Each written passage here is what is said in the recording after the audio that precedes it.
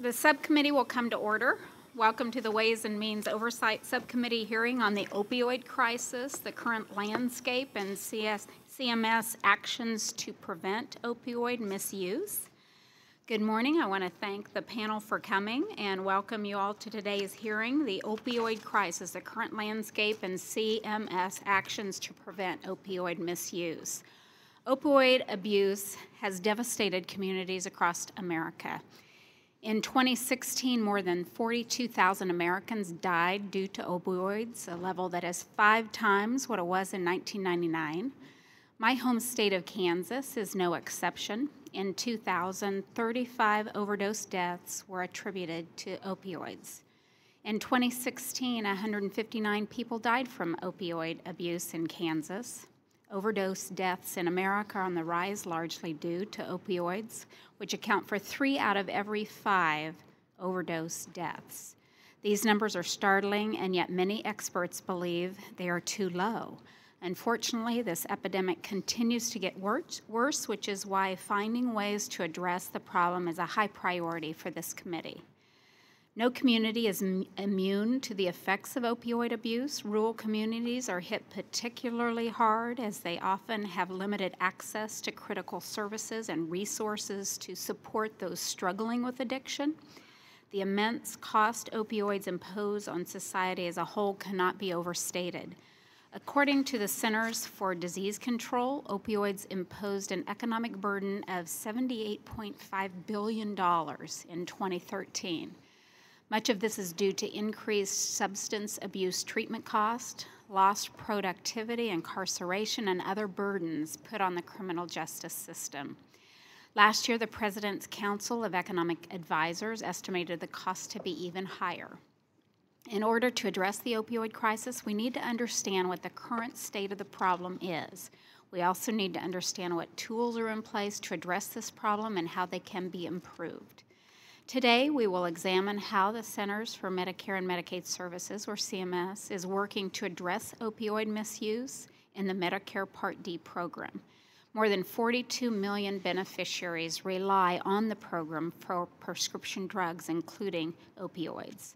It is critical that Medicare and private Part D plan sponsors have the tools they need to ensure that opioids are provided only when medically necessary. We have a panel of experts that can talk about what CMS and the plan sponsors are doing to identify those most at risk for that appropriate interventions can be taken. Our witnesses today should provide the committee with valuable insights into how things are currently working and what can be done to improve. The committee plans to do more oversight on this issue as we continue to examine other ways to reduce opioid abuse. Before closing, I want to recognize that a lot of what we will be discussing today will be sanitized to some degree, simply through the use of numbers and statistics. I would like the record to reflect that the members of this committee know that there are real people, real families, and real experiences behind every number. That is why we are here today and we are devoting time to such a critical issue. With that, I want to thank our witnesses, and I look forward to their testimony. I now yield to the distinguished member from Washington, Ms. Del Benny, for the purposes of an opening statement. Thank you, Madam Chair, and thank you for holding this important hearing. I'd like to thank our witnesses also for taking the time to be with us here today. And I'd like to acknowledge our ranking member, Neil, and thank him for being here today and joining us. But I want to start by congratulating our new chair of the subcommittee on oversight. Clapping is appropriate. Oh, no, I said that's good. I know you're a certified public accountant, and we're the 37th Kansas State Treasurer, both of which will be valuable for this subcommittee in particular as we look at IRS reforms. I look forward to working with you on this and other things that are under the subcommittee's jurisdiction, and I hope we'll continue to work in a bipartisan fashion on issues that are important to all of us, just like today's topic. So thank you very much, and welcome to your new role, and I yield back. Thank you. I now yield to the distinguished ranking member of the full committee, Mr. Neal for the purposes of a statement. Thank you, Madam Chairperson. Everyone in this room has a family member or knows someone directly impacted by the opioid epidemic. Somebody down the street, a neighbor, or we've all witnessed wrenching consequences of what this has done to families across the country. In Massachusetts, there were 2,094 confirmed opioid-related overdose deaths in 2016. Although overdose rates are highest for people 25 to 54, this public health emergency also affects Medicare beneficiaries. According to a study recently from Alterum in November of 2017, the economic burden from opiates was estimated to be $95 billion in 2016, $21 billion of which was attributed to healthcare services, direct and indirect costs, and $55.6 billion lost to earnings and productivity. In 2016, 1/3 of Medicare Part D beneficiaries filled a prescription opiate. 1/3 of these beneficiaries, we know part of the consequence. This number is too high, and we need to explore better ways to manage chronic pain. I hope that we can work in a bipartisan manner to urge the Centers for Medicare and Medicaid Services to move quickly to implement recommendations. Congress and the administration need to do more to help Americans access necessary treatment for opioid use disorders. The administration's emergency declaration expires next week, but nothing at the moment has progressed. Yet another missed opportunity for positive action. The most significant step that has been taken in recent years to stem the tide of the opioid crisis has been to expand Medicaid under the ACA to low-income working Americans who previously could not afford insurance. The Medicaid expansion has provided millions of previously uninsured adults with access to health insurance, which includes coverage for substance abuse and mental health services. For Medicare, the specific topic of today's hearing, we need to look to beneficiaries' ability to access treatment, as oftentimes providers aren't available to meet the need. We know there are significant groups and gaps in the coverage and access under Medicare that need to be acknowledged. For example, Medicare does not cover outpatient treatment programs that provide comprehensive opiate addiction treatments, nor does Medicare cover methadone for addiction, which is often the treatment of choice for long-term addicts. We clearly have our work to do this year, and we need to stop undermining the programs that provide coverage and treatment for those who need it, and instead strengthen and improve access to care and coverage. And another reflection, just off the talking points, what this has done to labor participation rates across the country is an underreported story. When the Department of Labor recently indicated that there are 6 million jobs in America every day that go unanswered, and when you consider that there are 2 million people with opiate addictions who are sitting on the sidelines, who could be working, that's another consequence of what has happened. The number of people across America who have opiate addictions, who are sitting home in the afternoon playing video games rather than in the workforce, ought to alarm all of us. And it ought to be something that we can all agree to in terms of the treatment needs of those very people. But this has a personal consequence for all of us as well. As I indicated in the first sentence, we all have a neighbor, friend, or a relative who is battling this addiction. And this ought to be well beyond the consequence of partisanship in this institution. We ought to be trying to find some remedies. And I yield back my time. Thank you, Mr. Neal. Without objection, other members' opening statements will be made part of the record. Today's witness panel includes 3 experts: Gary L. Cantrell, Deputy Inspector General for Investigations at the Department of Health and Human Services Office of the Inspector General; Elizabeth H. Curda, Director of Health Care at the Government Accountability Office; and Kimberly Brandt, Principal Deputy Administrator for Operations at the Centers for Medicare and Medicaid Services. The subcommittees have received your written testimony, and they will be made part of the formal hearing record. You each have 5 minutes to deliver your oral remarks. We'll begin with you, Mr. Cantrell. You may begin when you're ready. Thank you. Good morning, Chairman Jenkins and Ranking Member Neal and other distinguished members of the subcommittee. I'm Gary Cantrell, Deputy Inspector General for Investigations at HHS OIG, and I'm excited to be here today to discuss efforts by HHS OIG to combat the opioid epidemic in federal health care programs. Given our long history of healthcare fraud enforcement, program knowledge, and data analytics capabilities, OIG is uniquely positioned to help lead this fight against illegal opioid prescribing in Medicare and Medicaid.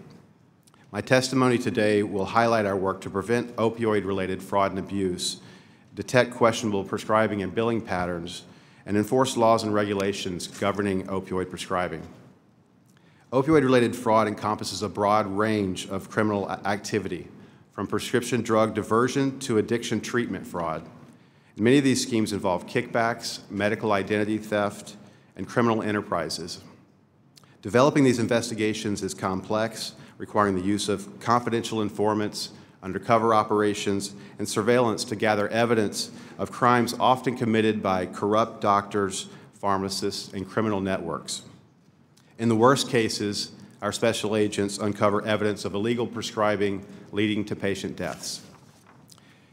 Given the complexity and high stakes of these investigations, OIG's partnerships with DOJ, FBI, DEA, and state Medicaid fraud control units is critical to the success of these efforts. OIG and our Medicare Fraud Strike Force partners led the 2017 National Healthcare Fraud Takedown. This takedown was the largest ever healthcare fraud takedown, resulting in over 400 individuals charged.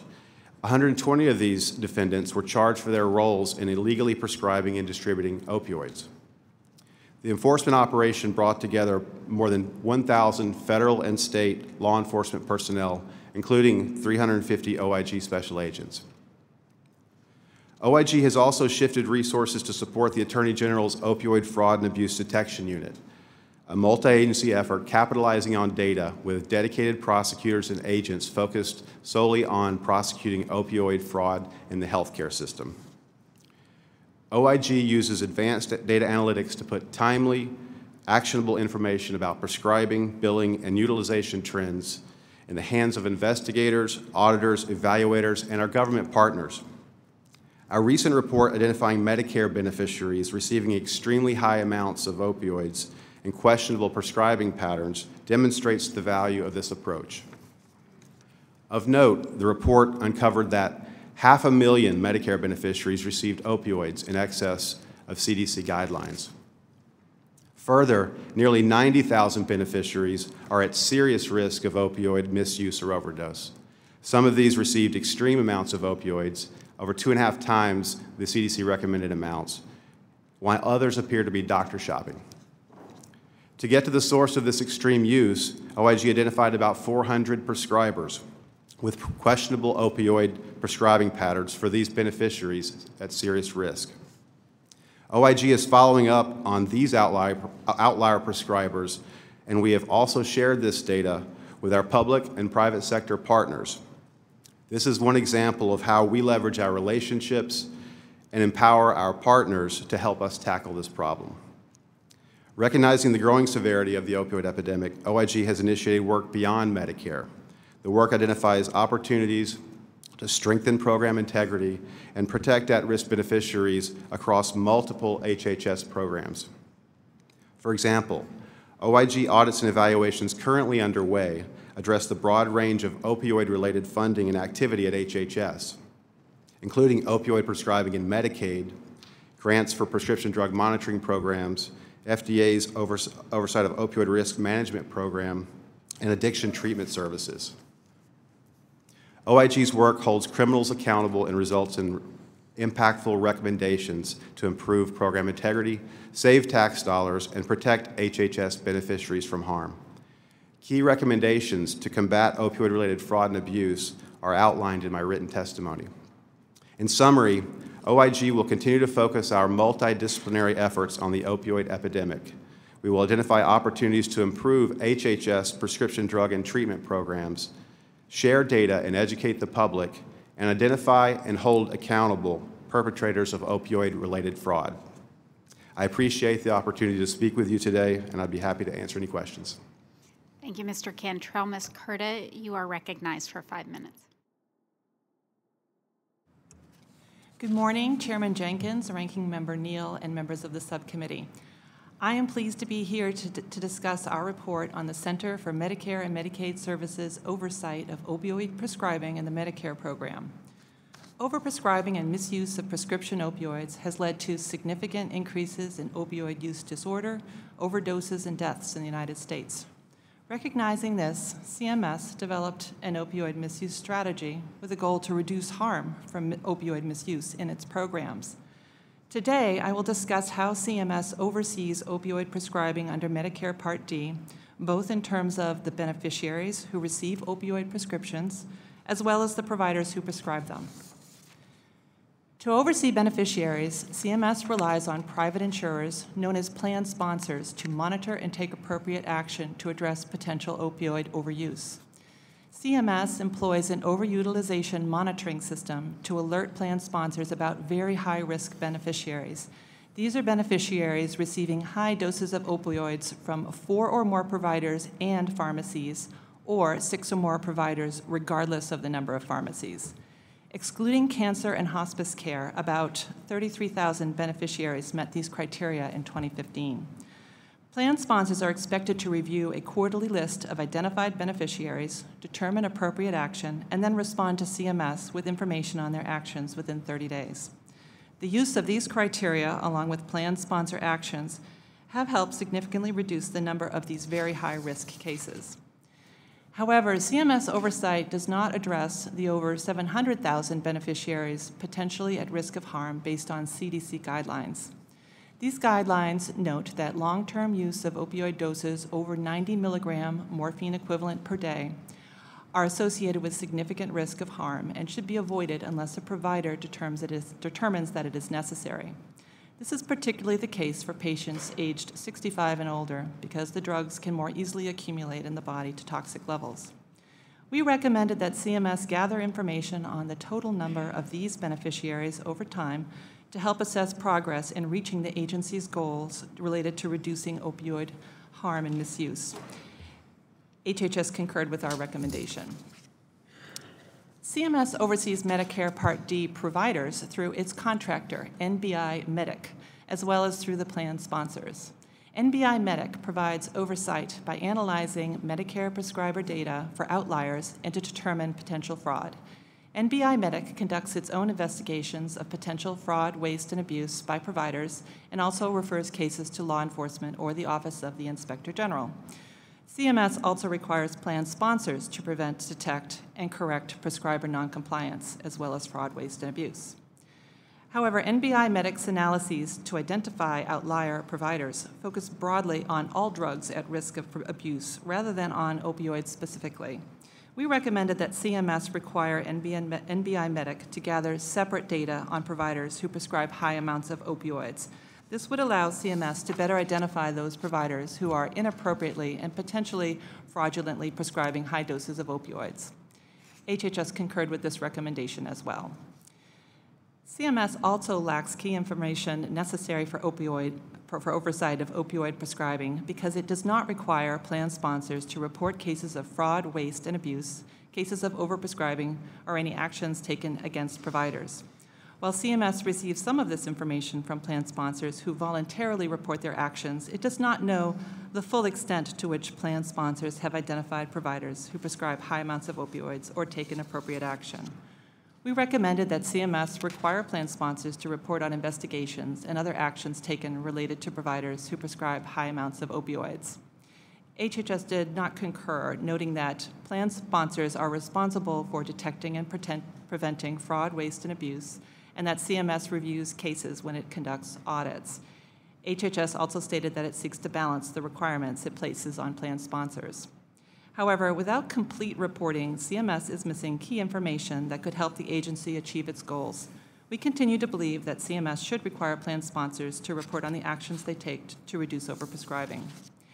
In conclusion, having information on the total number of beneficiaries receiving potentially harmful level of opioid medication, as well as complete information on providers who may be inappropriately prescribing opioids, could help CMS as it works to decrease the risk of opioid use disorder, overdoses, and deaths. This concludes my prepared statement, and I'm happy to answer the committee's questions. Thank you, Ms. Curda. Ms. Brandt, you are recognized for 5 minutes. Thank you. Chairman Jenkins, Ranking Member Neal, and members of the subcommittee, thank you for inviting me to discuss CMS's work to address the misuse of opioids in the Medicare Part D program. CMS understands the magnitude and impact the opioid misuse epidemic has had on our communities and is committed to a comprehensive and multi-pronged strategy to combat this public health emergency. As Principal Deputy for Operations at CMS, I am charged with addressing cross-cutting issues that affect all of our programs, with the efforts to fight the opioid epidemic being one of our agency's biggest priorities. We cover over 58 million Medicare beneficiaries, and the opioid epidemic affects every one of them as a patient, family member, caregiver, or community member.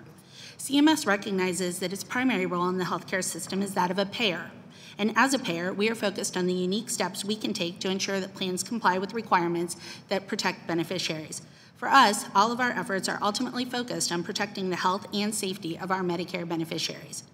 Due to the structure of the Medicare Part D program, Medicare Advantage organizations and Medicare Part D sponsors are well positioned to identify and address improper opioid utilization by working with prescribing physicians. Our job at CMS is to oversee these efforts and to make sure that plan sponsors have the tools and information they need to be as effective as possible. We do this in a number of ways. First, as my colleague from GAO notes, we use the Overutilization Monitoring System, or OMS, to help ensure plan sponsors have established systems and programs to help prevent overutilization of prescription opioids. Through this system, CMS identifies high-risk beneficiaries who have visited multiple pharmacies or prescribers. We then report these high-risk beneficiaries to plans who conduct case management or implement real-time alerts at a pharmacy. This effort has been very successful, with a 61% decline in the number of beneficiaries meeting the OMS criteria from 2011 to 2016, even while Part D enrollment was increasing at the same time. To improve on these outcomes and to better identify high-risk beneficiaries, we have improved the criteria used in OMS to reflect the Centers for Disease Control's prescribing guidelines. This action will allow us to better identify potential opioid overutilizers and is just one of the many ways we are collaborating with our colleagues in HHS to tackle this epidemic and further protect beneficiaries at high risk of opioid overutilization. Thanks to recent action taken by Congress, CMS now has the authority to implement a new Medicare Part D lock-in policy. CMS has proposed to integrate this new authority with our OMS system to expand upon our existing innovative approach to reduce opioid overutilization in the Part D program. We believe this approach will improve quality of care through enhanced coordination while maintaining access to necessary pain medications. Secondly, all plan sponsors are using real-time alerts, referred to as safety edits, to flag potentially unsafe opioid prescriptions at the pharmacy. When these alerts are triggered, the pharmacist must take an action, depending on the type of safety edit, before the prescription can be dispensed. Through this process, prescribers can receive important information about their patients, such as a better picture of a patient's total opioid dosage and prescription history. Ultimately, this helps prescribers make more informed decisions about the care they are providing to their patients. Third, CMS tracks and monitors the number of Part D beneficiaries who receive high doses of opioid prescriptions, regardless of the number of prescribers and pharmacies being used by the beneficiary. Using this information, CMS sends monthly patient safety reports to plan sponsors so they can conduct case management. Ensuring that Medicare beneficiaries with substance use disorder have access to the most effective treatment is a critical component of addressing the epidemic. We want to make sure that we cover the right treatment for the right beneficiaries in the right setting, and are working to increase access to medication-assisted treatment by requiring that Part D formularies include MAT drugs as well as naloxone. In addition to these efforts to identify and protect beneficiaries who are at high risk of opioid overutilization, CMS also uses data to identify prescribers and pharmacies with questionable opioid prescribing and billing patterns. Plans receive quarterly reports on outlier prescribers and pharmacies they can use to initiate new investigations, conduct audits, and take administrative actions, like terminating a pharmacy from their network. Based on a recommendation by the GAO, these reports now separate outlier prescribers of opioids from other Schedule II prescribers. As we move forward with our efforts to curb this public health crisis, CMS plans to collect comprehensive strategies from all Medicare Part D sponsors on their activities aimed at combating the opioid crisis. This will help CMS better understand the approaches sponsors are taking from both their Medicare and commercial lines. Once we receive this information, we will conduct analysis and provide best practice guidance to all plans. While CMS has taken numerous steps to improve our opioid overutilization and monitoring programs, we know there is much more we can do. We appreciate the work and recommendations from our colleagues at GAO and OAG, and we are continually assessing how we can best utilize our tools as a payer to build on their recommendations to tackle this crisis. Thank you for your interest in our efforts to protect Medicare beneficiaries, and I look forward to answering your questions. Thank you, and I appreciate all three of you being here today with your excellent testimony. We'll now proceed to the question and answer session. And I'd like to direct my questions to Ms. Curda. Ms. Curda, in your testimony, you discussed how the OMS tracks only a small portion of the potentially at-risk beneficiary population. Can you talk more about what GAO found? Sure. We found that the criteria that CMS is currently using in its OMS system tracks the very high dose beneficiaries who are getting very high doses, who are using multiple doctors, multiple pharmacies, but they aren't tracking the sort of larger number of beneficiaries that are at risk of harm because they are receiving higher doses of opioids. And these are those that are receiving more than 90 milligram morphine equivalent dose per day, which is indicated in CDC guidelines. According to a one-time analysis that CMS performed, this criteria covered about 700,000 beneficiaries in 2015. So just relatively speaking, we're talking about 700,000 beneficiaries taking very, very high levels of opioids versus the OMS criteria, which is in the sort of more tens of thousands range. And so we recommended that they gather that data, not just for reporting back to the plan sponsors, but because it has this goal of reducing harm from opioid use, to track and monitor that information over time to see what's happening with that number of beneficiaries, to see is it going up, is it going down, and use it to inform its strategy. Right. One of the recommendations that GAO made was for CMS to track beneficiaries receiving large amounts of opioids, irrespective of the number of pharmacies and providers that they are used to obtain them. Can you talk about why you believe this to be important? Sure. CMS does track very useful information on using its overutilization system and also in its patient quality measures. But neither of those measures track the larger number of beneficiaries that are receiving harmful doses potentially harmful doses of opioid medication. And so we think that in routinely collecting this information, they can better inform their strategy and track their goal achievement. Okay, what specific data do you believe is important for CMS to track? This would be the patients receiving either 90 milligram morphine equivalent dose per day or greater through Medicare. How much of that data is currently being utilized for CMS for these purposes, and why do you believe the current data CMS is monitoring to be insufficient? It's basically just a measurement issue. The CMS tracks data, but not that at that level. They don't use it for the purposes of monitoring this harmful use of opioids over time. So we believe that by collecting this information and monitoring it over time, they can better track whether they are achieving their goals. Okay, thank you. I'd now like to recognize Ms. Delbene. Thank you, Madam Chair. The administration recently released guidance indicating that it would allow states to implement work requirements to access Medicaid. Ms. Brandt, in your testimony to the committee, you state one of the points of the comprehensive evidence-based opioid strategy is to, quote, improve access to treatment and recovery services and to enable individuals to achieve long-term recovery, end quote. In the guidance that was put out, the administration requires exemptions for individuals with medical conditions such as substance use disorders, and outlines that medical treatment for their substance use may fulfill a work requirement. My question is, how does a work requirement improve access to treatment? And second, how can an individual that's suffering from addiction access treatment to fulfill their work requirement if they're not allowed to get Medicaid and can't have that to cover such a treatment?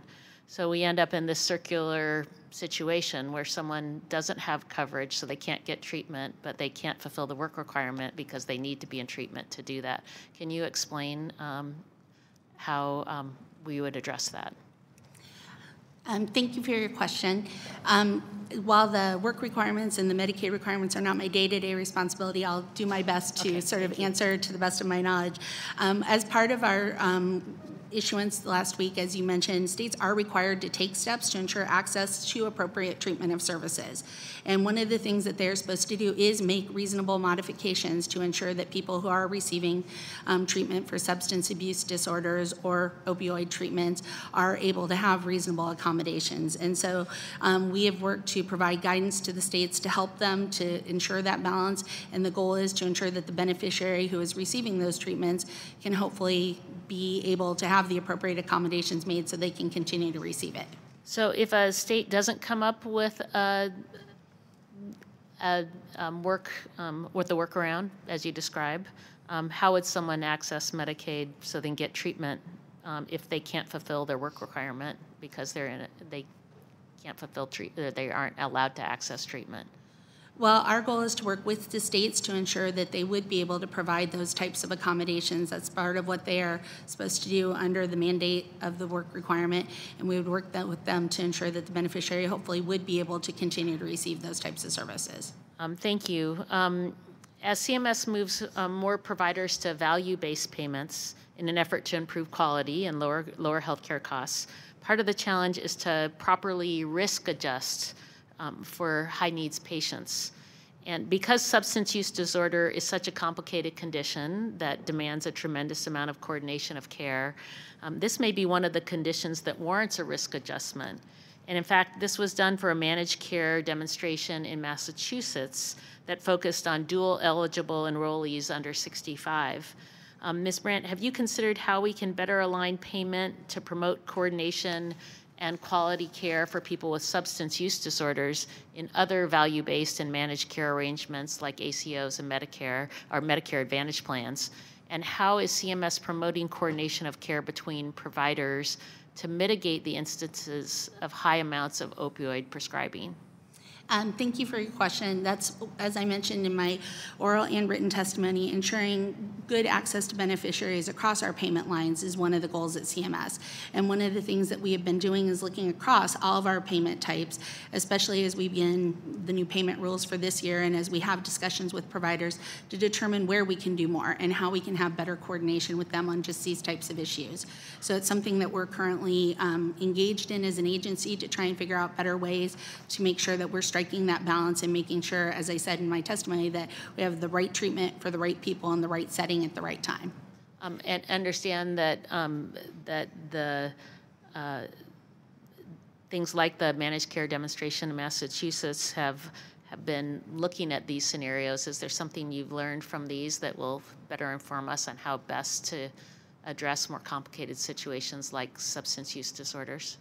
I can't speak specifically to the Massachusetts demonstration project because I'm not familiar with the outcomes of that, but I can tell you that we have been looking at all of our demonstration projects, the models we run in our Centers for Medicare and Medicaid Innovation, as well as across the CMS programs to look at lessons learned and best practices, and we're trying to bring all that to bear as we try to figure out good solutions for this crisis.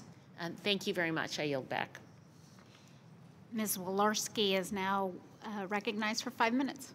Thank you, Madam Chair, and thank you to our witnesses for being here today. Like so many other parts of the country, the opioid epidemic has affected my district in Indiana. It has destroyed lives, torn apart families, put stress on first responders, hospitals, the foster care system, and other vital community institutions. Unfortunately, last year, a dear friend of mine, a doctor in my district, was murdered for refusing to prescribe opioids. Opioids come in many forms: pills, heroin, the emerging threat of fentanyl, and others. Unfortunately, this means that there are too many fronts in the fight. Mr. Cantrell, I wanted to just ask you, identifying overprescribing by providers is incredibly important. However, examining at-risk beneficiaries can also help identify providers who are potentially overprescribing.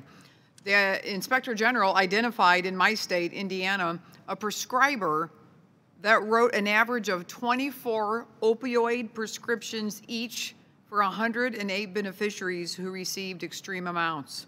Can you talk about your approach to identifying potentially problematic prescribers, and then also, once these prescribers are identified, what happens? Yes, thank you.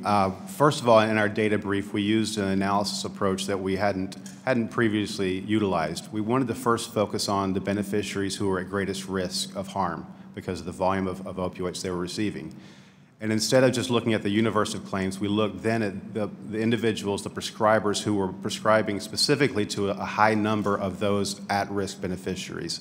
So that led us to, in our report, 400 different prescribers who were prescribing either to a large number of doctor shopping Medicare beneficiaries or to a large number of patients receiving high amounts of opioids. So when we have this analysis, we use this data. First, we report on these results so that we can inform the public. We share this information with CMS so they can begin engaging in administrative or other review to monitor these prescribers. And we refer many of these out to our field offices, to our partners at the Department of Justice for criminal investigation. Now, with 400 different prescribers identified, it isn't necessarily the case that all are committing fraud. So we sift through the data to identify those that appear most likely to be committing fraud, send them out to the field, and then ultimately it takes boots on the ground to investigate these matters and bring individuals to justice who have committed this fraud. And so it's very intensive work, and we work closely with DEA, FBI, state agencies, local law enforcement, and this is a huge priority for us to bring individuals who are prescribing in the Medicare and Medicaid space these opioids illegally.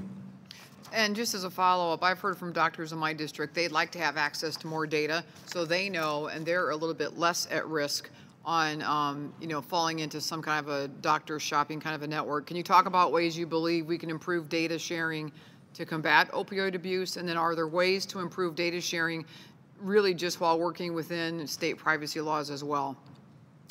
Well, first of all, we certainly encourage the utilization of prescription drug monitoring programs in every state.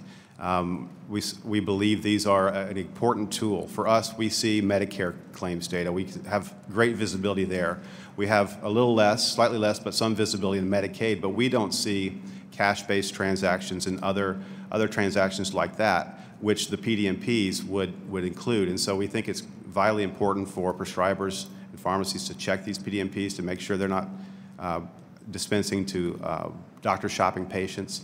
And we look for other ways to share this information across both the federal government and with the states and the private sector. One of the things I think is most important that we've done is share their approach to this analysis, but also the underlying data with our private sector program integrity partners who we work with through the Healthcare Fraud Prevention Partnership and the National Healthcare Anti-Fraud Association. So they're empowered to conduct their own analysis, monitor these individuals, and hopefully have a broader impact. I appreciate it. And Ms. Brandt, just quickly, is one of the things I've continued to work on here is access to non-opioid alternatives. Is CMS developing a plan to use more non-opioid alternatives for patients with chronic pain? Yes, as I mentioned in my oral testimony, we are working to increase access to medication-assisted treatments and are looking and working with the CDC and other partners to determine. On a scale of 1 to 10, where are we in looking? What have we found? What are we doing? We have done a number of stakeholder listening sessions over the past fall where we got a lot of valuable input, and we've been having meetings with NIH, CDC, and others. So I would say we're probably at about a 6. We have more to do, but we're definitely in the right direction. I appreciate it. Thank you, Madam Chair. Yield back. Mr. Neal's recognized for Thank you, 5 Madam minutes. Chairperson. Massachusetts, as I noted in my opening statement, we're reeling from the addiction crisis. And your testimony was really well done this morning, the three of you. The number of opiate-related deaths in Massachusetts is now 4 times higher than it was 15 years ago, and it continues to get worse. We certainly owe it to our communities and to our families who have been hit by the epidemic to prevent addiction. That means earlier intervention and treating those afterwards as well. There is a compelling argument as to the most effective way to treat opiate addiction for all of us. Medication-assisted treatment, MAT, is the evidence-based standard for treating opiate addiction. Medical and substance use disorder experts and the President's own commission point to MAT as a vital tool to attack the epidemic. Medicare is usually the standard bearer when it comes to health care coverage, but Medicare does not cover a key MAT option, methadone, for outpatient service. Ms. Brandt, Ms. Curda, you both testified about the importance of MAT in your opening statements. What is the administration doing, and what would you recommend that it continue to do or should do to expand access to medication-assisted treatment?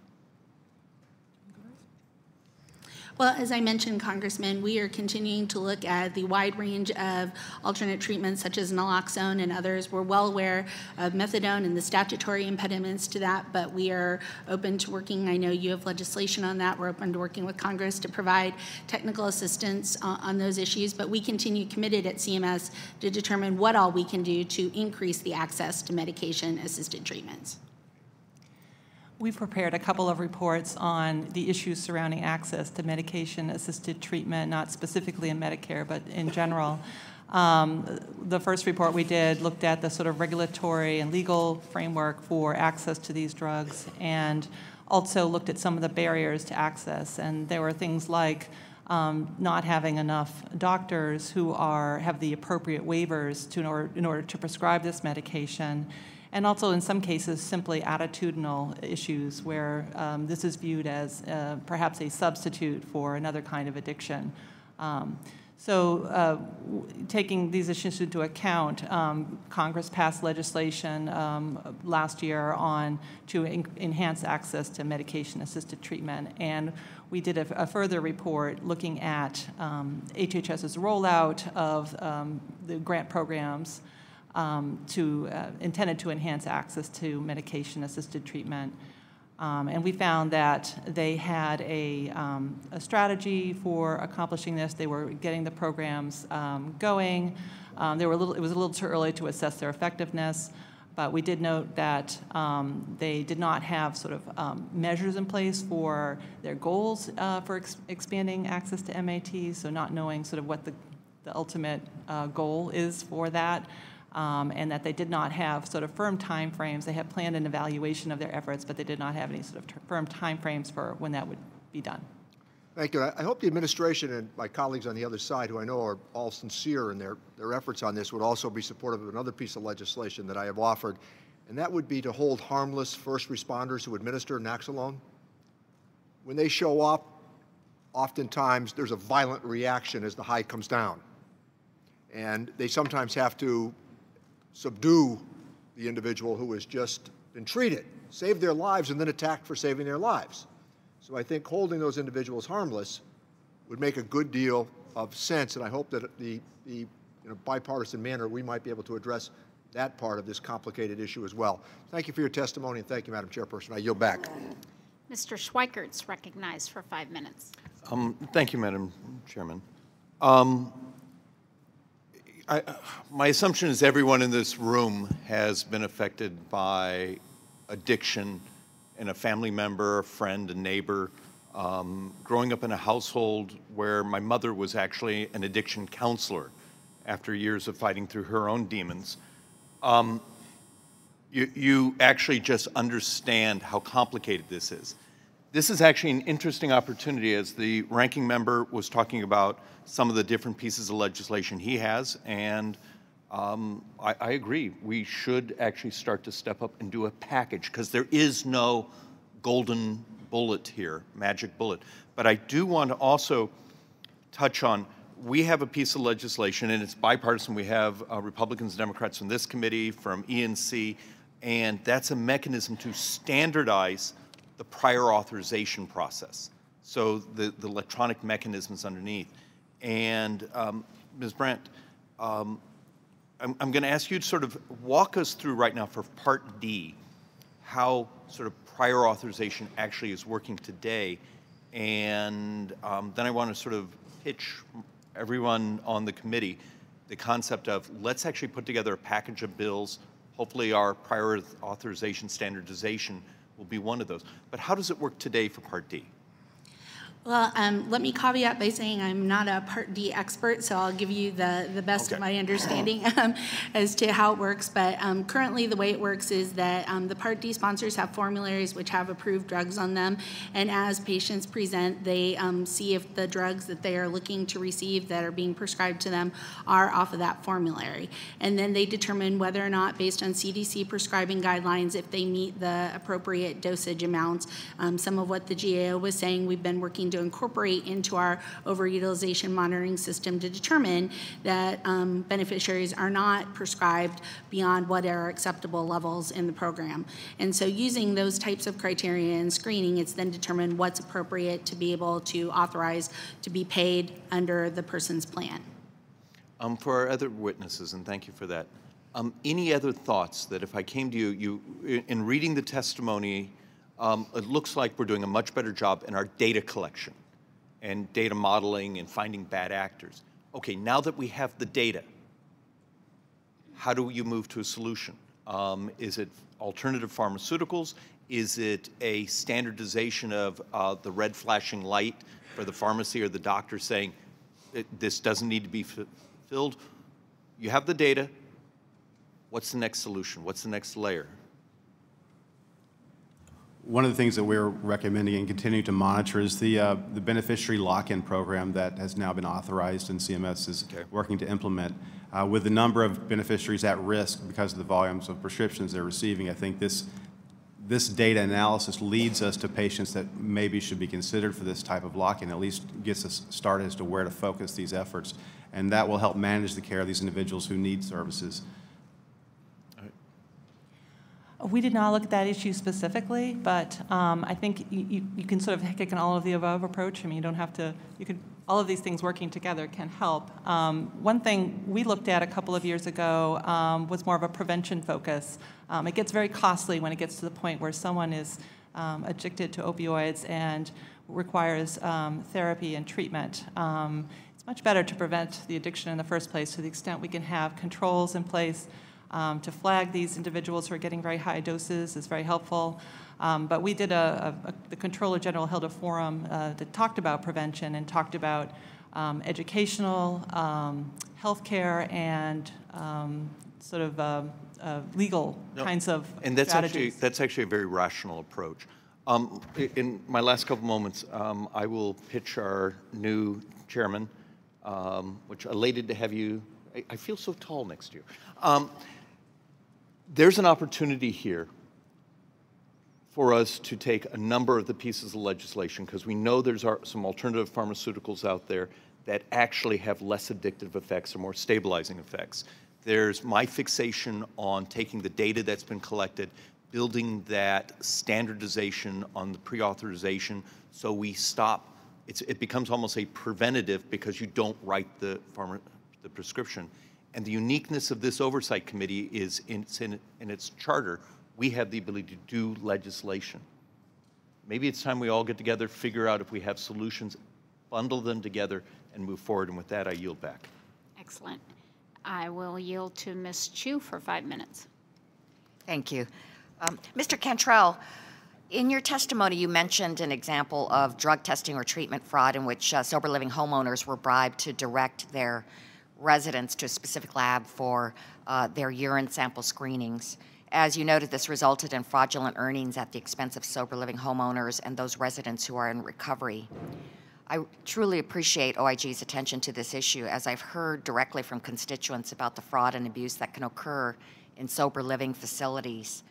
In fact, the bottom line is we need better oversight.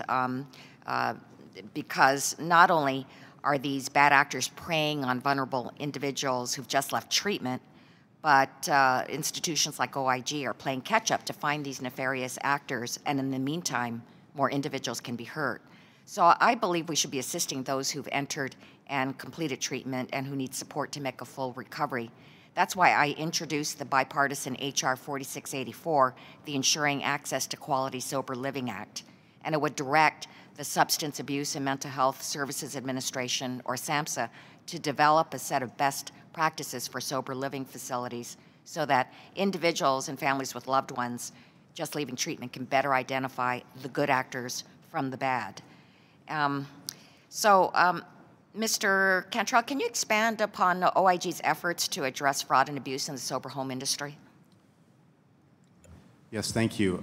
Sober homes have become, we used to talk a lot about pill mills. Now we have sober homes becoming fraud mills.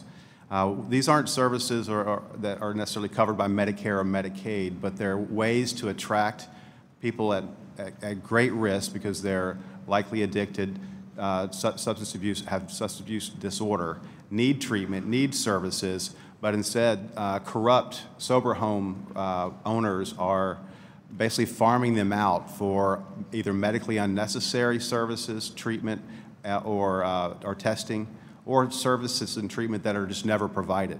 And sometimes these homes are places where individuals can continue to get drugs. And so we've all read about the horror stories of individuals going to these homes, trying to get treatment, and ultimately overdosing. So this is a problem that's of great concern to us. Largely it affects us on the ancillary services side as they farm them out, pay kickbacks to doctors and drug testing labs. But it's also through the Healthcare Fraud Prevention Partnership, we know it's been has had an enormous impact on the private sector payers as well. So this is definitely a problem that we're noticing and that we're tackling as it affects Medicare and Medicaid. Well, I thank you for pursuing it. Now I'd like to address a question to Ms. Kurta. We know that there's, of course, obviously an unprecedented crisis, and we're going to have to find solutions that work for everyone. And that's why I believe we should be expanding our treatment options for vulnerable populations to include alternative medicines like acupuncture. Acupuncture has been the subject of numerous studies by the National Center for Complementary and Integrated Health and the National Institutes of Health, and has been found to be non-addictive, non-invasive, and can be good for conditions like migraines, hypertension, chronic pain, or arthritis. And in fact, no less than 13 independent studies on the effectiveness of acupuncture are referenced in NCCIH's webpage on acupuncture. At a time when there is an overprescription of opioids, I believe that we should be opening our doors to alternative treatments like acupuncture. And that's why I introduced H.R. 2839, the Acupuncture for Heroes and Seniors Act, which would ensure that qualified acupuncture services are covered through Medicare.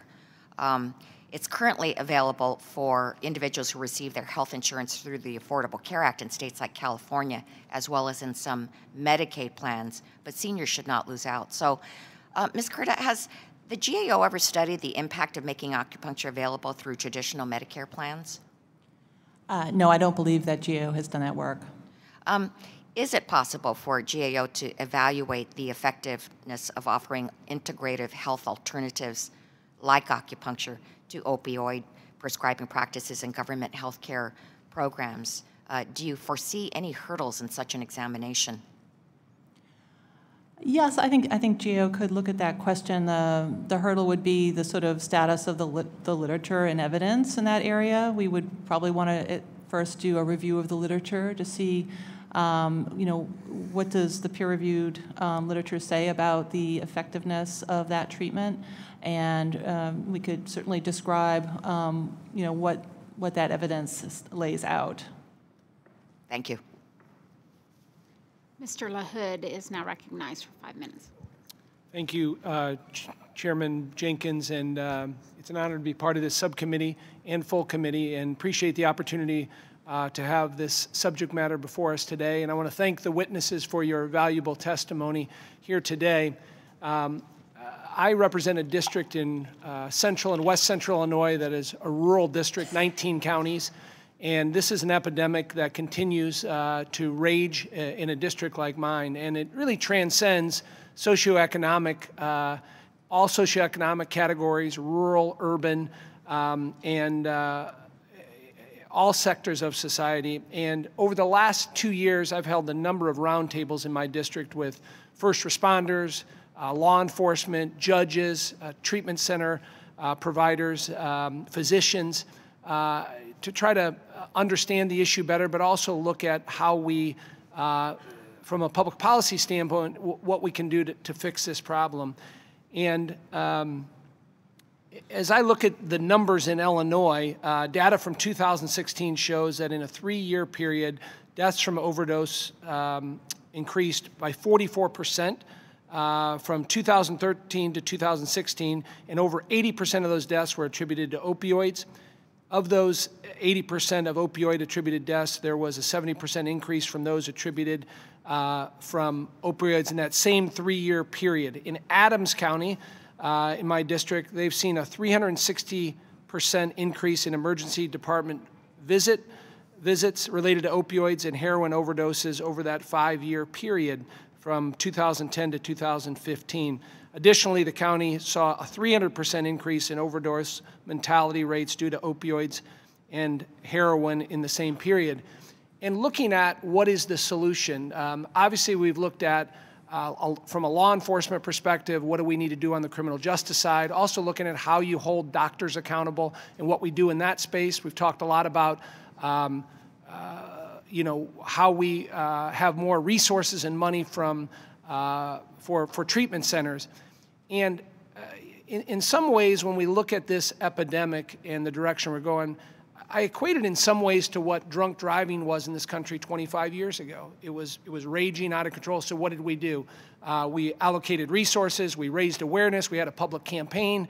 We also had something called Mothers Against Drunk Driving that was organic that started. So I don't necessarily think this is a federal solution. This is going to be solved in Washington, D.C., and that we have to work with our local stakeholders in our different states and local areas that are doing a lot of good work on this.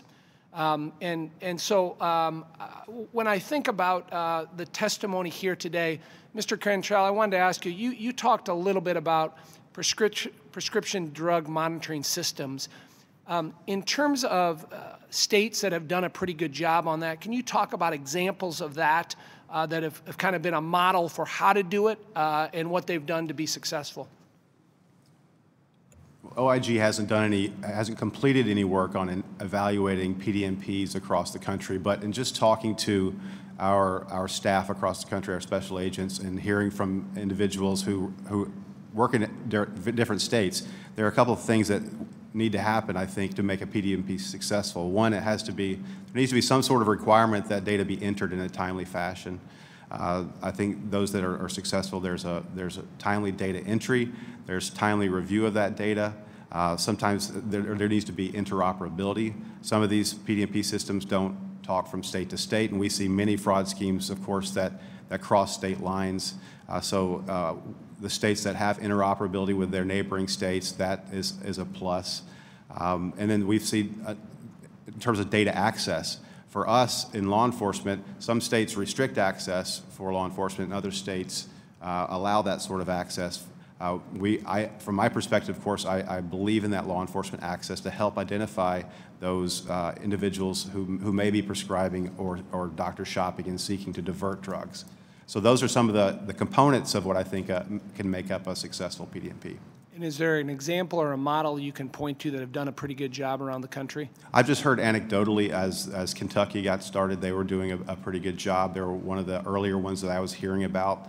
I've heard that the state of New York, from our agents, is doing a pretty good job. But I don't have any data or any statistics to point to their success or failure. But that's just anecdotally what I've heard from some of our agents. Thank you. Mr. Crowley is recognized for 5 minutes. I thank the chair and I thank the ranking member for holding this hearing today on what has become a devastating epidemic for our nation. My district, like many other districts across the country, has been ravaged by the opioid epidemic. More Bronx residents die of drug overdoses. More Bronx residents died of drug overdoses in 2016 than any other New York City borough. Out of the 308 overdose-related deaths, 85% involved opioids generally, and 76% involved heroin or fentanyl. This devastation is unaccepted anywhere. But there is an aspect of my district that is notable, part of the opioid epidemic when compounded with other parts of the country. The increase in prescription opioids across the country has led to a spike in heroin use, which people turn to for a more potent high as they run out of their prescription medications. That has left heroin even more accessible and cheaply available to communities across the country. In a community like mine, which is still recovering from the aftermath of the failed tough-on-crime tactics of the 80s and 90s, residents have not properly dealt with their addictions and are more likely to use and abuse newly available heroin. That makes opioid-related overdoses a side effect of the race-based drug enforcement policies of the past. As we work to address the opioid epidemic, I encourage this administration and my colleagues in Congress to work toward a more holistic approach that focuses on treatment rather than punishment. And I challenge all of us to strive for a better understanding of the entirety of the epidemic, which impacts different communities on different levels. Urban communities, particularly communities of color, must be a part of this conversation, and they must be a part of the solution to this terrible and growing problem. Ms. Cantrell, the OIG report, Opioids in Medicare Part D, concerns about extreme use and questionable prescribing, suggests that prescribers are not checking the state prescription drug monitoring databases, or these databases do not have current data. Can you explain how prescribers are trained or are supposed to be trained on how to use their state prescription drug monitoring database? I'm sorry, but I don't actually know the training requirements for the use of these prescription drug monitoring programs, and I would suspect it might vary from state to state. Do you have state-based data on where there are vulnerabilities in prescriber use of prescription drug monitoring databases? We do not at this time. What are HHS OIG's recommendations for improving prescriber use of these databases? Well, education is certainly one strong component, and we, along with the DEA, who goes around the country talking to pharmacists and prescribers, we participated in these events to train and educate individuals in the community about the importance of this tool and the fraud schemes that they should be looking out for when utilizing these tools. So I think education is critical, and I have. Once again, this is not based on any analysis that we've done, but I've just heard that there are some barriers to utilization because it can take a long time to access these PDMPs as they're providing patient care. I've heard from individuals in the community that sometimes just the nature of the system maybe it's slow and it can deter use. So I think there are obviously any improvements that can be made to increase the timeliness of these sorts of data checks would be critical to ensuring adoption and use. I think there's one critical area in terms of government that can be involved in helping to get a handle on what's happening in each of the states, and I would hope that we'd have a more robust addressing of the monitoring databases. Mr. Cantrell and Ms. Curta, does OIG or GAO look at race as a factor in collecting data regarding the opioid epidemic? We do not. No, we have not looked at that. Well, thank you, and I appreciate your time here today, so thank you very much. I yield back.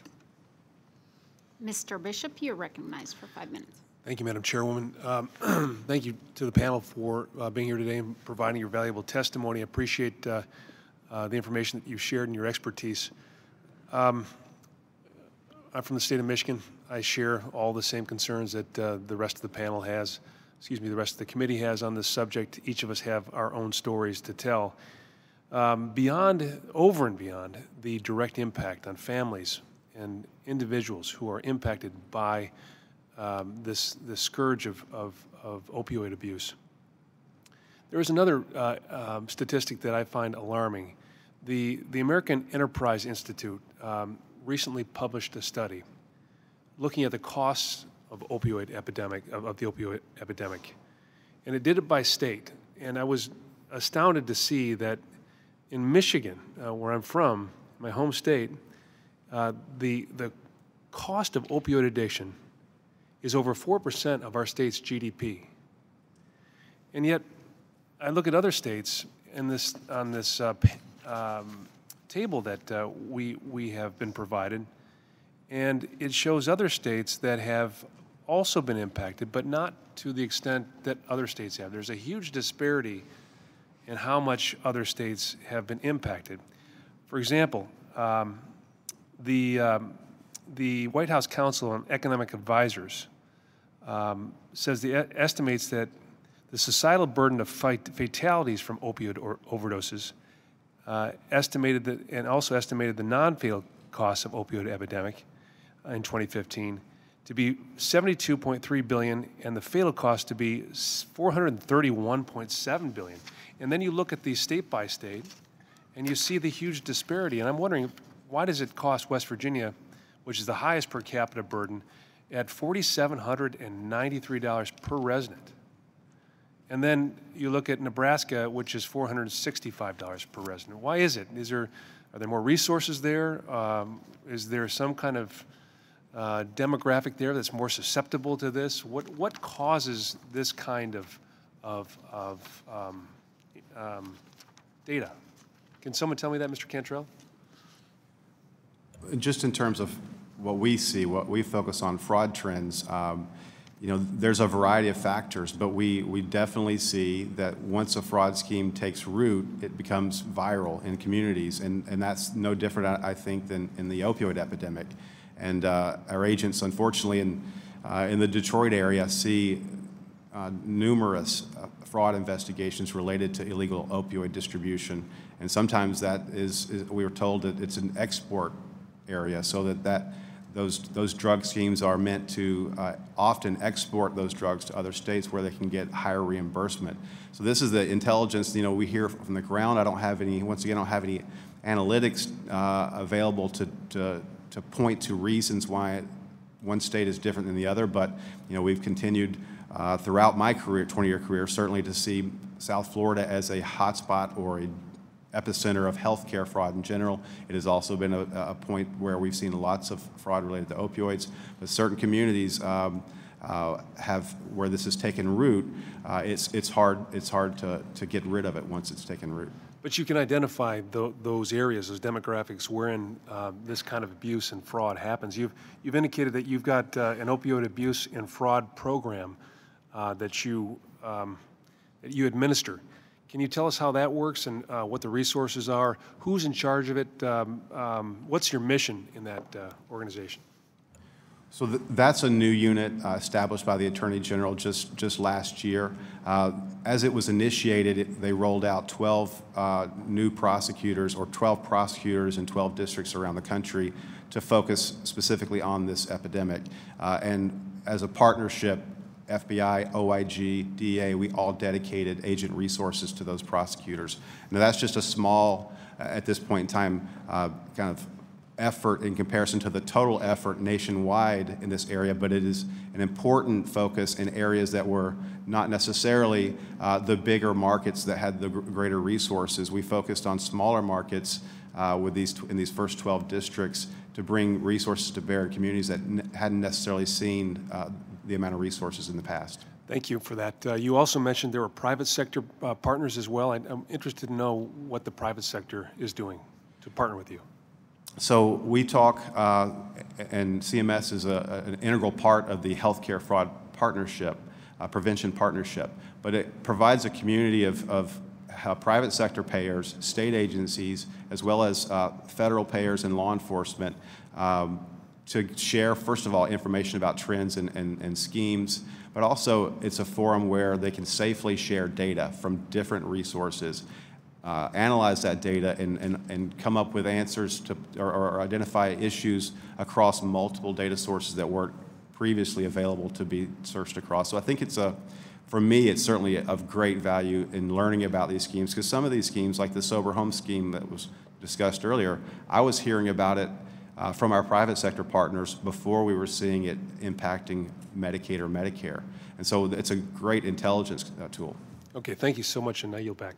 Mr. Mann's recognized for 5 minutes. Thank you, Madam Chairman. I'm grateful for allowing us to sit in on this very, very important issue. And I want to thank you for the work that you're doing, each of the panelists engaged in what is a remarkable challenge for all of us, and particularly back in our communities.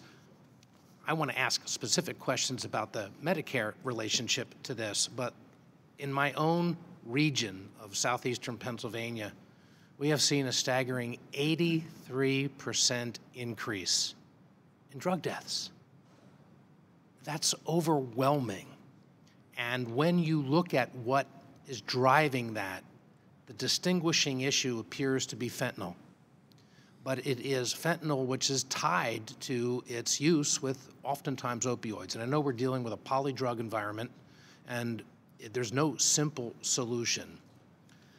But if we're going to have an impact on this, we want to start by dealing with the opioid abuse in the first place. We have worked on some programs here in the Congress with things that we have done already that have come from recommendations from people like you. One of those is the Medicare lock-in. And I have listened to each of the panelists describe in various ways how individuals have been able to utilize the system, either by going to multiple pharmacists or multiple doctors or multiple plans to get the drugs. And still staggering that even with Medicare, we're talking about people who are later in life, often, not all the time, but later in life, and we're still talking about dependency in that group. So the lock-in program, as I understand it right now, Mr. Cantrell, which would allow us to have a designated distributor and a much better control over that individual's relationship.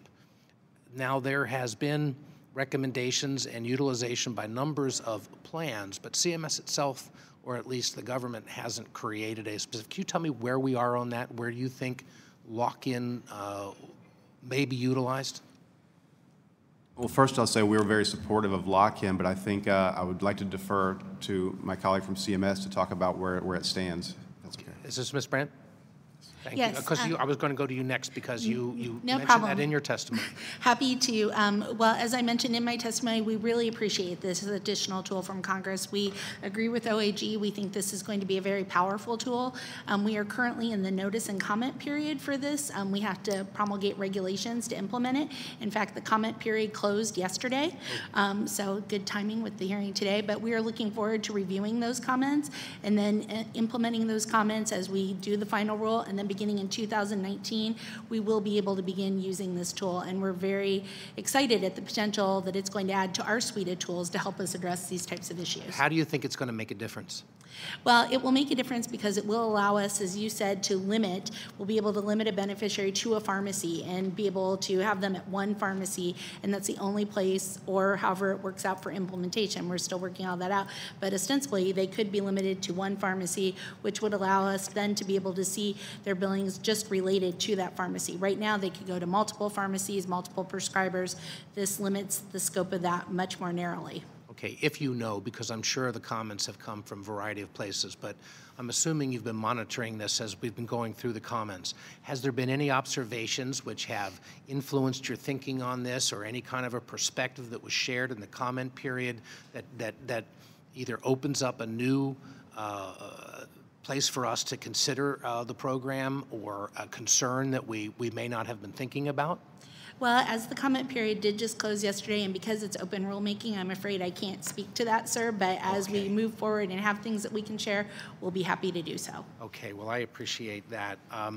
May I just ask if anybody has a thought on one other problem that I'm hearing quite a bit about, and it does relate to the opioid abuse, but it is the abuse of treatment programs in certain states in particular, in which people appear to get treatment for a period of time. They go off, and there's almost finder's fees to get them in, and they walk out, and people are targeting them to get them re-addicted, getting back into treatment. So long as there's a payer, they're in, then they pull them out, and some of these things appear to almost be scams. Is anybody looking at this issue or have any thoughts? OIG? Unfortunately, we're seeing a great deal of fraud relating to the treatment side of this epidemic, where we need legitimate services the most.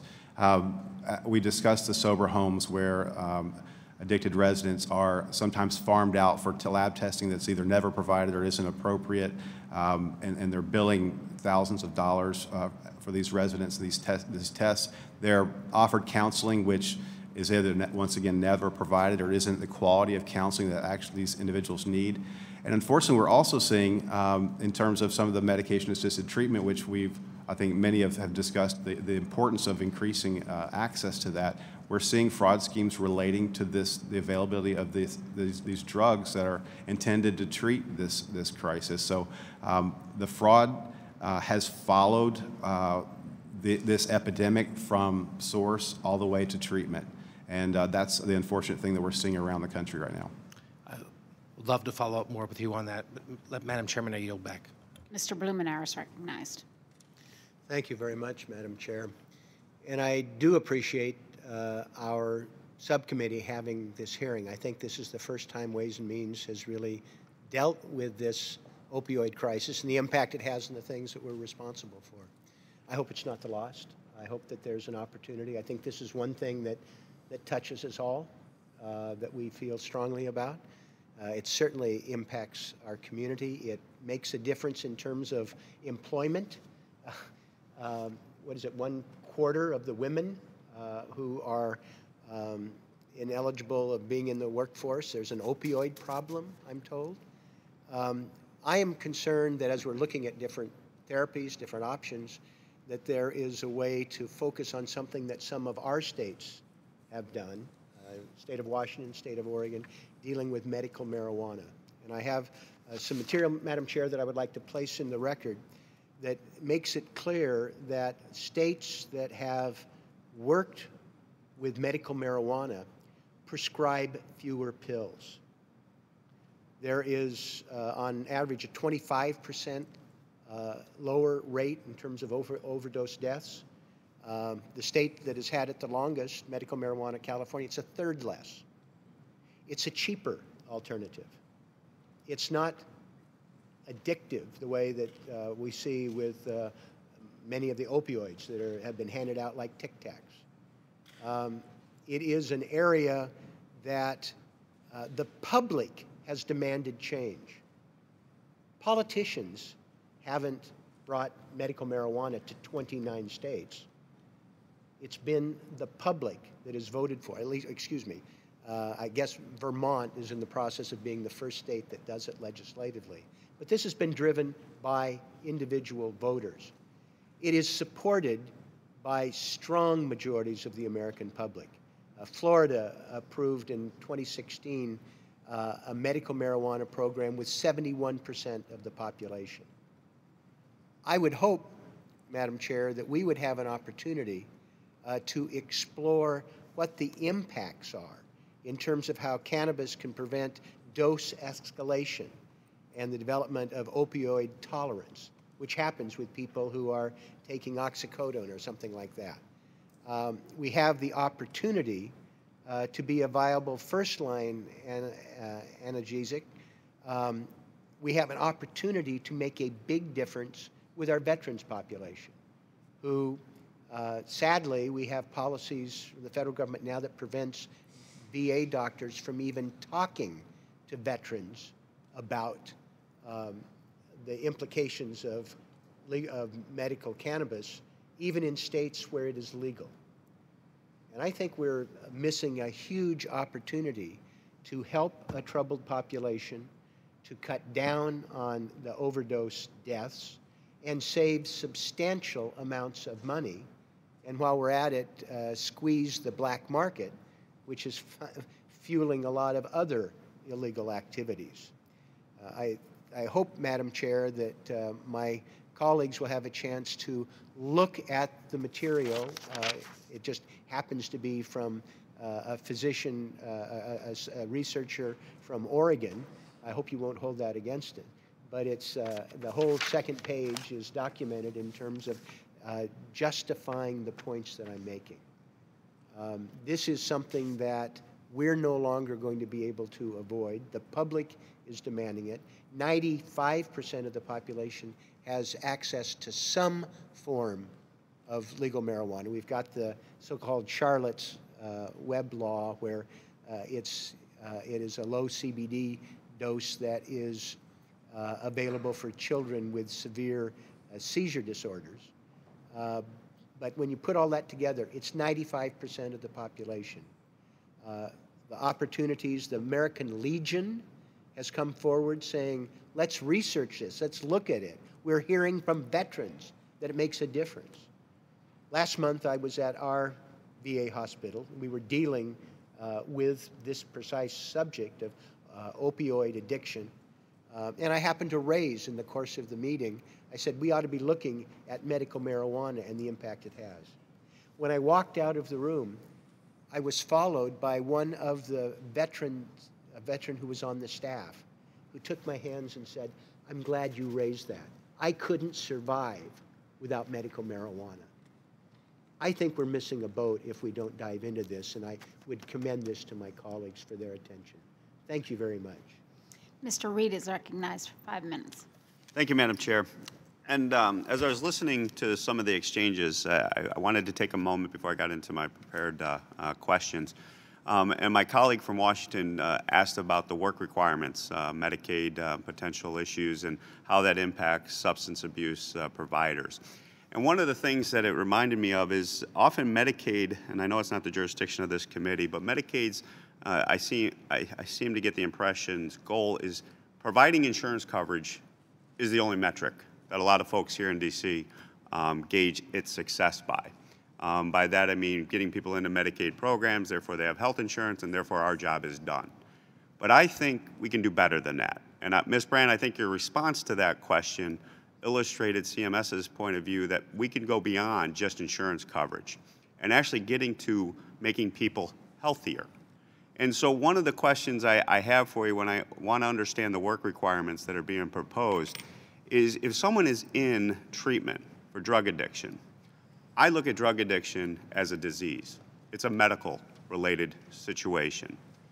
That individual, to me, is not an able-bodied individual, as those work requirements, as I've advocated for over the years, would envision.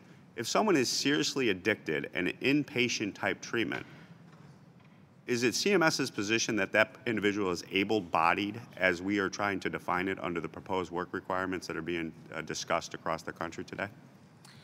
Thank you for your question. I'm not sure I can specifically answer our definition of able-bodied because, again, the work requirements are outside of the realm of what I deal with day to day. But I can tell you, as I mentioned before, that our goal is to make sure that states have steps that they're taking to ensure access to appropriate treatment services, particularly for those who have substance use disorders or opioid disorders. So if there are people with addiction issues, our goal is to work with the states to ensure that they are providing access to those services and that they are giving appropriate And if guidance. that addiction is a disease and that prevents them from being able-bodied, I would hope that our official policy position would be that that is not who we're addressing with a work requirement.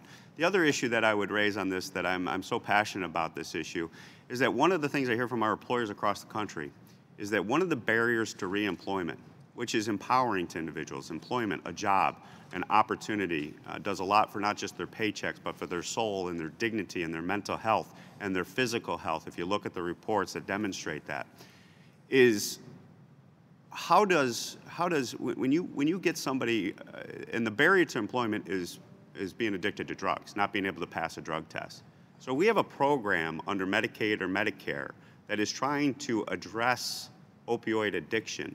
Does that not help us to try to solve the overall issue when it comes to example for Medicaid in regards to getting people empowered to be put back into the workforce by getting their addiction under control and having the goal of not just insurance coverage for those individuals, but also the services and the treatments necessary to get them into a healthy position, which removes that barrier to reemployment that I'm discussing here today.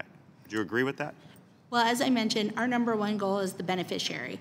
Our goal is to make sure that we're getting the right treatment for the right people at the right time to help get them to be as able-bodied and productive as possible. I appreciate that, and I share that commitment, and I hope our policies here at the federal level achieve that as we set them into potential future course. Now to my more prepared remarks. You know, one of the things that I have seen, as all of my colleagues have seen across this country, opioid addiction is something that knows no barriers. It impacts everyone. It doesn't delineate, you know, how much money you have, what kind of family you were raised in, what race you are, whether you're a man or a woman. Addiction is that demon that knows no boundaries, in my humble opinion. And I'm reminded of Vanessa, who we were able to assist through our office in the district, who was pretty much written off.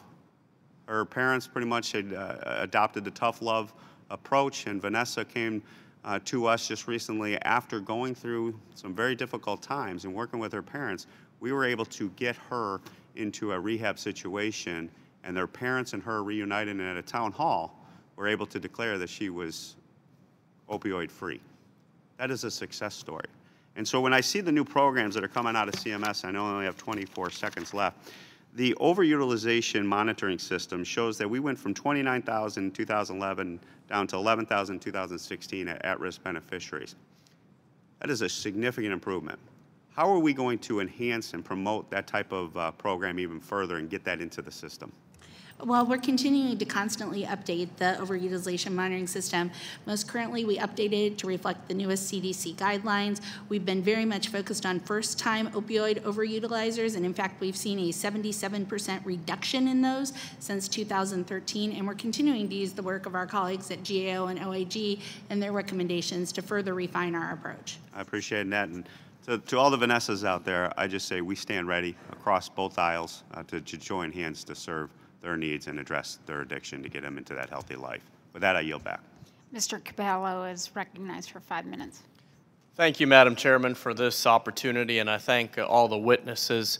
I'm from South Florida, so regrettably I have to raise the issue of healthcare fraud in this context, given that unfortunately we are known throughout the country for that issue.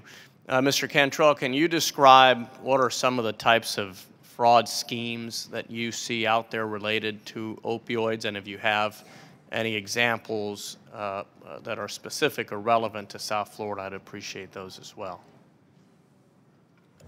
The fraud schemes, unfortunately, in many cases, we see them migrate from South Florida to other parts of the country. We found it to be a place where fraud schemes are born in some instances. So I know you know this, but that continues to be an important area for our work in healthcare fraud.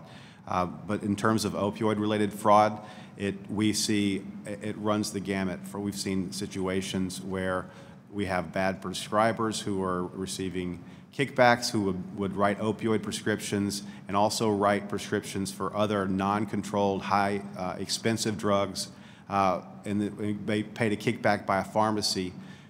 The pharmacy will dispense the opioid and never dispense the expensive drug, keeping all the profit that's paid by Medicare for that drug that was never even dispensed or was medically necessary. That's one very egregious scheme. We've seen examples of physicians who have gone into business with known criminal networks, outlaw motorcycle gangs for the sole purpose of illegally distributing oxy, and pairing up with known drug dealers. Sometimes we call them marketers or patient recruiters, and in this case, in this area of fraud, they're simply pairing up someone who wants the drug with a pharmacy who's willing to give the drug for a kickback in most of these situations. In some of these cases, this overprescribing leads to overdoses and unfortunately sometimes overdose death for those that have been overprescribed. And so these schemes are not unique to South Florida. These are of course, we're seeing these types of schemes around the country. Some of the things that we've seen in places like South Florida and New York are schemes related to HIV medications, which are very expensive. And so we have individuals who have HIV, need the medication, but are willing to, in essence, sell it back to a pharmacy for a kickback or sell it on the black market for a profit. So schemes like this, whether they're related to opioids or other expensive non-controlled drugs, are certainly present in South Florida, but also in other areas of the country. And do you think the government is doing enough to mitigate this, to address this? Do you think that law enforcement has the resources to pursue these types of cases? I'll say that I don't think we have the law enforcement resources to address all the complaints that we have coming through our system. So there's more fraud out there than we are certainly able to address given our resources. So what we do is we utilize the data that we have available to us to maximize the use and the impact of the resources that we have. So we focus our efforts in places like South Florida, or whether it's South Florida or some Indiana, wherever the highest impact or the most impactful fraud schemes are, where there are potentially patients at risk or certainly lots of money being stolen. We'll focus those agent resources utilizing data and also intel from the street, if you will, traditional law enforcement methods, to focus on the right areas. There is, I think, more that we can certainly all do, and we've discussed some recommendations for CMS and their have identified many areas where they're going to improve their monitoring in this area, but it is a huge, enormous issue that requires resources and focus from a lot of different agencies. Thank you very much for that response, and I would just encourage all of my colleagues, we focus on the victims of opioid abuse, and we should, because they're the ones suffering, but I think we also have to shine a light on the criminals and find a way to put a dent in all of these fraudulent schemes and operations that really open the door to so many vulnerable Americans to this type of addiction. So I thank you, and I hope that we can begin in South Florida, just where a lot of these, just the place where a lot of these schemes begin, that perhaps we can begin solving the problem there. Appreciate it. Mr. Paulson's recognized for 5 minutes. Thank you, Madam Chair, also for putting this hearing together for our witnesses today. We have all heard the stories of the tragedies of opioids that are impacting real people. These are real families and very heartbreaking stories of addiction and death. It's no different in Minnesota. I mean, 2016, the most recent year of data that we have, we've seen a 12% rise in opioid deaths over 2015. So Minnesotans are suffering through this epidemic as well, like so many other states. And one of the challenges that we've seen and had is that the theft of opioids from either pharmacies or even in people's trash has been occurring, where it's a problem due to outdated disposal techniques or information about how to properly dispose of opioids. So many people are now simply throwing them away and thinking nothing of it. Safe home disposal of unused and unwanted medications is one of the ways or tools to help prevent theft and abuse from inappropriate access to these painkillers or prescription painkillers. We know that many people, including younger people in particular, start on this path to addiction and overdose by stealing medications that are prescribed to others. So we have a company in Minnesota that I toured not long ago, Vertitech, that makes a very low-cost, easy-to-use, safe disposal bag that properly and completely disposes of opioid patches and pills. It's a little different than going to a senior fair that I've hosted where maybe the Hennepin County Sheriff comes in, they have a proper disposal technique or facility. That's filled immediately with seniors who come in and dispose of their medicine. So, Ms. Brandt, let me just ask you, is CMS considering ways to help encourage Medicare and Medicaid beneficiaries to dispose of unused and unwanted medications as part of a more comprehensive strategy to confront this epidemic that we have? Or are you aware of the role that these drug deactivation bags can have in this space? Well, one of the interesting aspects of my job is that I get to meet with and talk to a lot of people. And as I mentioned earlier, one of the things we did last fall was have a number of stakeholder meetings.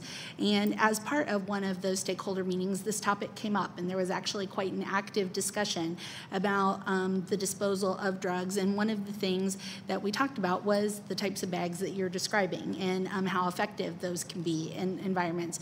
We also heard from CVS, Walgreens, and several of the other pharmacies about ways that they've been doing things within their pharmacy networks to encourage that.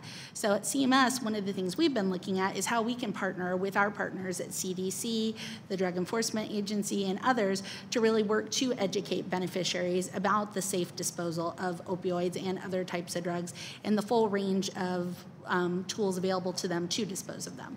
That's great. I would encourage you to stay in touch with us, or members of Congress, obviously, is to support this work you're doing now around the safe medication disposal strategies that you're looking at, and certainly partner with you. If there are any opportunities to do that, please feel free to let us know. Absolutely. It's always helpful for us to hear about the strategies that you all are seeing in your communities and to have that dialogue, and we'll definitely keep in touch. Thank you, Madam Chair. Yield back. I recognize Mr. Kelly for 5 minutes.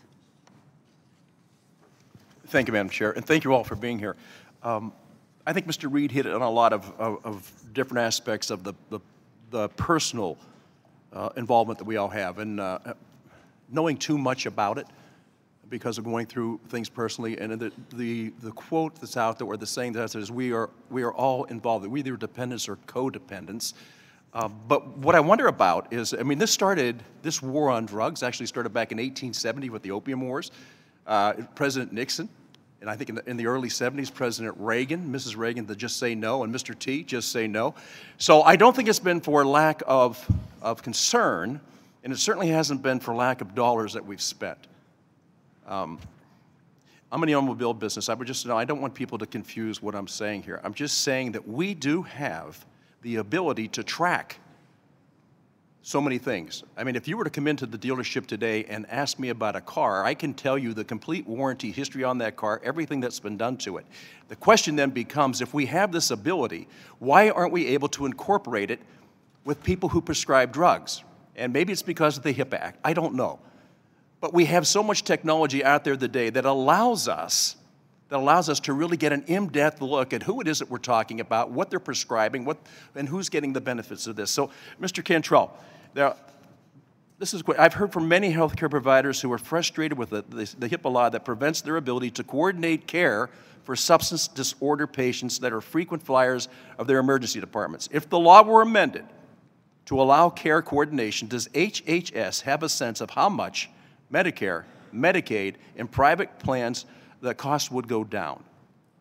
There's the totality of this is just overwhelming, and I think sometimes we get confused. If we could just throw more money at it, we could get it fixed. We have thrown so much money away and see nothing but an increase. Is there a better way to use this data and to coordinate it? We don't have any estimates of the impact of that sort of change, but I absolutely agree that there are more opportunities to utilize this data to more effectively manage this issue, this crisis. In Medicare, we have fairly good, strong data related to opioid prescribing. In Medicaid, it's an area where we still lack visibility across the country, and it inhibits, we think, CMS's ability to oversee the federal dollars that go out to Medicaid that relate to this opioid crisis, and doesn't allow us to get a handle on the scope of the problem in Medicaid without going, in essence, state to state. There is a system that CMS is working on to improve the access to that Medicaid data, and we think as they continue to improve that data and get timely, full, complete data from all 50 states, we'll have, I don't know what we'll see, but it'll be enlightening as we do the same kind of analytics that we're doing in Medicare against the Medicaid. Yeah, I guess that's where I'm coming from, because I look at the private sector. I mean, if you wanted to, again, I'm going to go back to what I do. If you wanted to find out if a car that you were looking at to buy was ever involved in an accident, you go to the Carfax. And we've all seen this on TV. Why can't we go and find out exactly where the problem is? It just has to be there. These are prescriptions. And I see the numbers, and we have all this tracking of everything we've done, yet we can't coordinate it. We can't put the two together to help the people that really need it the most. And look, I know it's about the money. There's no question. What a huge economic model this is. And again, because I'm too personally attached to it, it's not spending more money. We keep thinking that the idea is to spend more money. I think that if we're spending more money, it's probably going to have to do with personnel, people like you that handle these things, that never quit on this. This is not a 9-to-5 job. This is 24 hours a day. We all worry about it. If you could, I think the frustrating part, when we can separate ourselves from this, first of all, there's a huge loss for human beings. There's a huge loss in dollars that are being wasted because we can't connect the dots. We can't combine the information.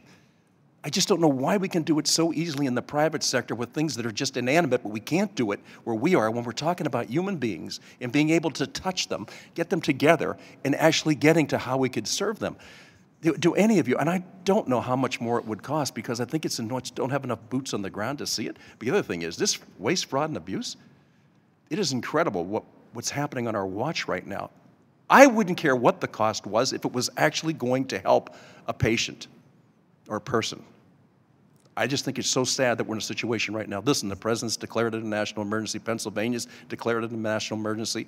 We started in the 1800s knowing what the problem was. We've gone through this whole process. We're no closer to the answer today than we were way back in the opium wars. And I think that's the saddest part of it all.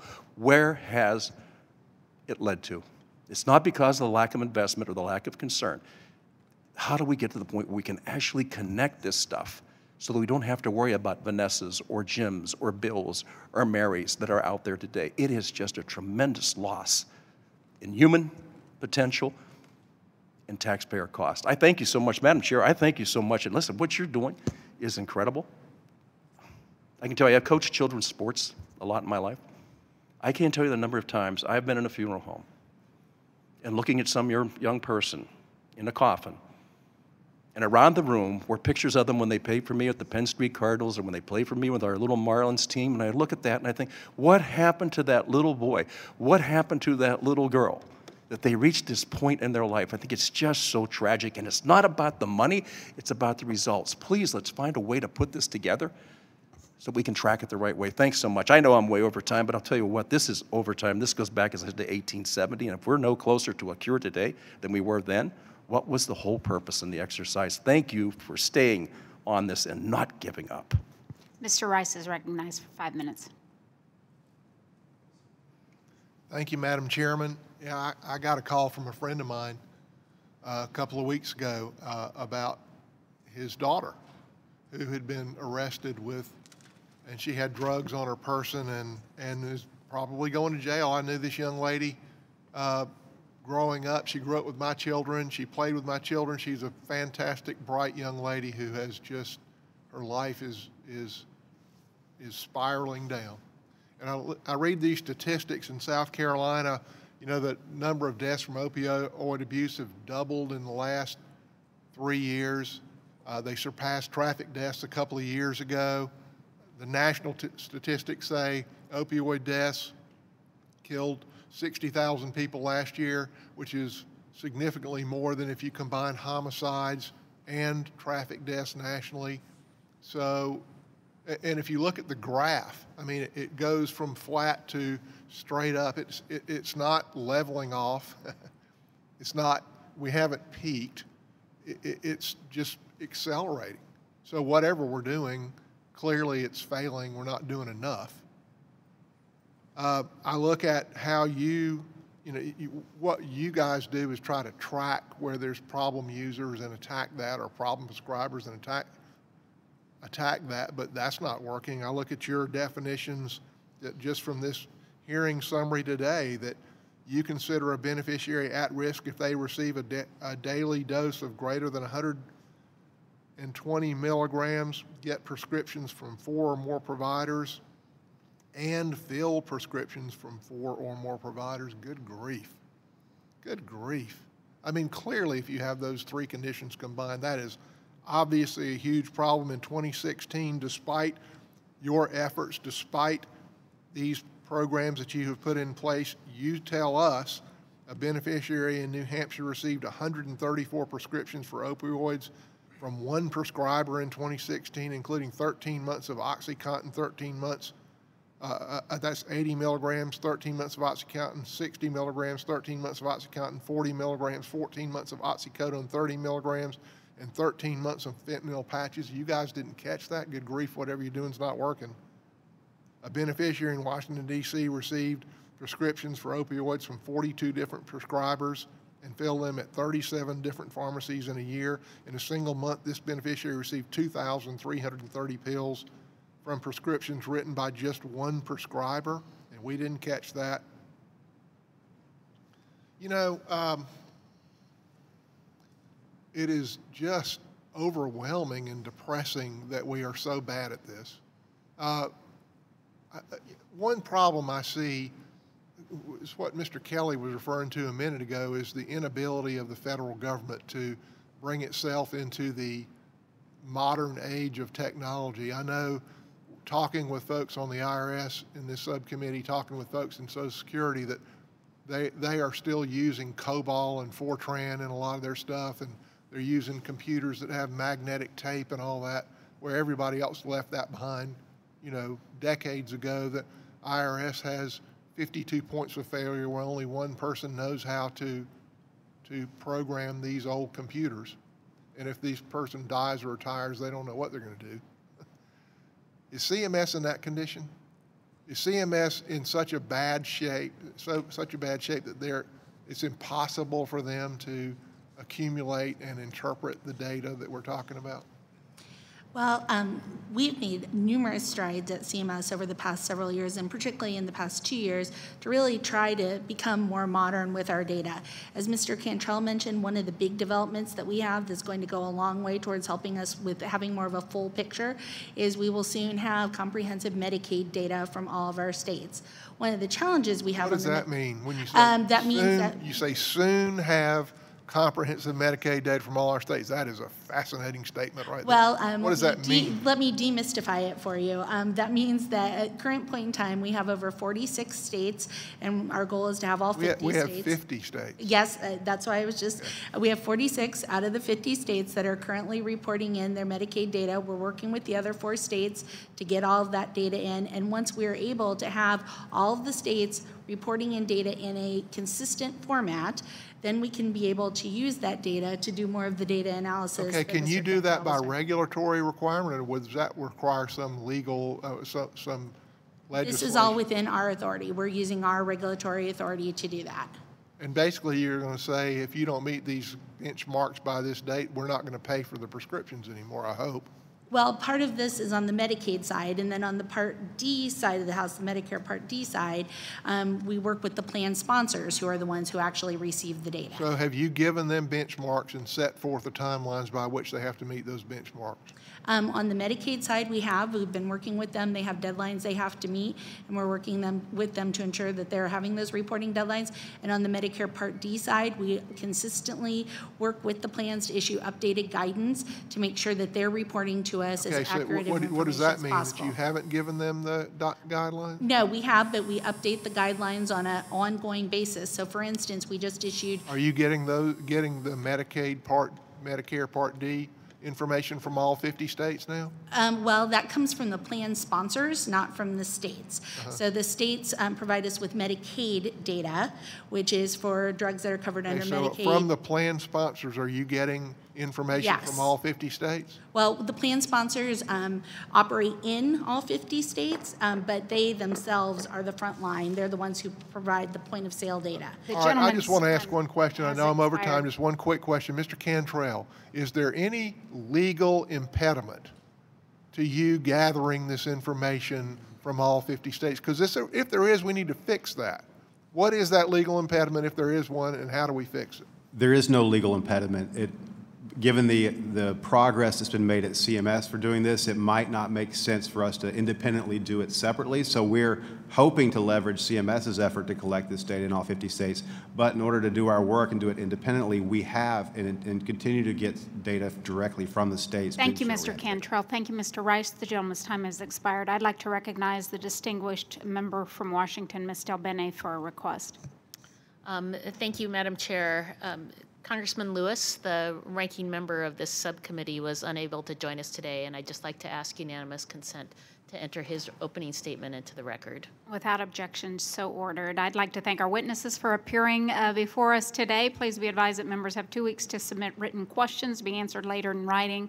Those questions and answers will be part of the formal hearing record. With that, the subcommittee stands adjourned.